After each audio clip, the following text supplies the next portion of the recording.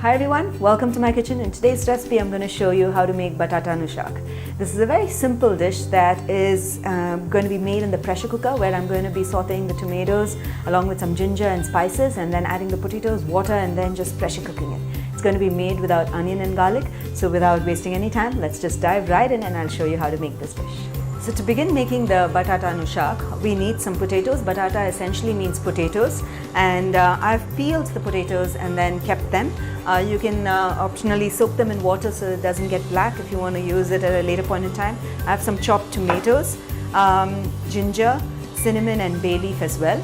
And I'm going to be adding the spices. So all of it gets cooked directly in the pressure cooker. It's a one-pot dish and it tastes absolutely delicious. It's not probably traditionally done this way, but I think this pressure cooking is a great way to quicken the process, and the taste is absolutely retained. So into my pressure cooker, it's preheated, and I'm going to add in some oil. To this, I'm going to add in the mustard seeds, rye, and jeera, and allow it to crackle. So once the mustard seeds and the cumin seeds, the jeera crackle, I'm going to add in the ginger, the cinnamon sticks, bay leaf, the chopped tomatoes, okay, and I'll saute the tomatoes until they soften a bit. You don't have to wait for too long, because it's going to get pressure cooked anyways, and since it's potatoes, the gravy, the starch from the potatoes will form a really nice gravy. So I'm just going to quickly saute it so it lightly softens. It doesn't like to have to become like a nice masala that you would make for any other gravy. Okay. So to this I'm going to add in turmeric powder, then red chilli powder,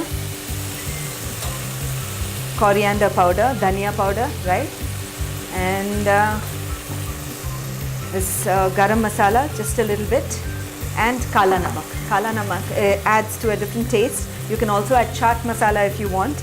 A lot of times if I want to make it chatpata and I want to make and have it like with some kachori aloo, then you can add chaat masala and heighten the flavor of the aloo sabzi, right? And to this I'm going to add in all the chopped potatoes. I'll just give it a quick stir, and I'm going to add water and salt to this now. And because I've already added kala namak, so ensure you watch how amount of salt that you add. If you add chaat masala also has some salt in it, so you have to monitor the amount of salt you add.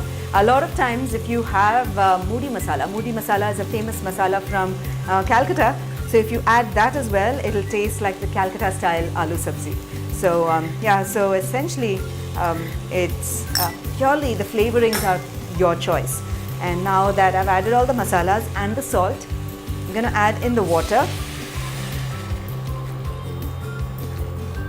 and give it a stir and pressure cook for about 3 to 4 whistles on medium heat. And once it's done, just turn it off, allow the pressure to release naturally. Chop some coriander leaves and then serve it along with some thepla, bakri or a tawa paratha, or some kachoris for that matter.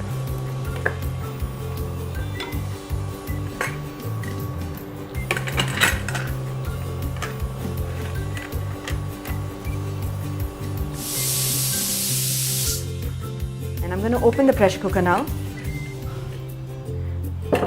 Okay, so the good way to ensure that it's cooked, see, notice that a lot of water is taken off. If you want it to be a little more gravyish, you can add a little more water, which I will do because I like it gravy.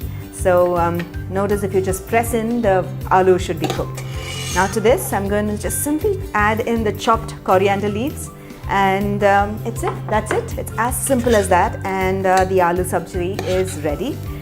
You can serve this aloo sabzi along with some theplas, bakri, along with your khichdi, and make kadhi along with it. So khichdi, aloo shaak and kadhi is a very classic combination in every Gujarati home. So I hope you enjoyed watching this recipe of how to make the Batata Nu Shaak or the Aloo Tamatar Ki Sabzi. Do give this recipe a try. When you do, don't forget to share your feedback in the comments below, because we'll always be looking to hear back from you and how you like this recipe, what modifications you made to it. So until then, until next time, happy cooking and healthy eating.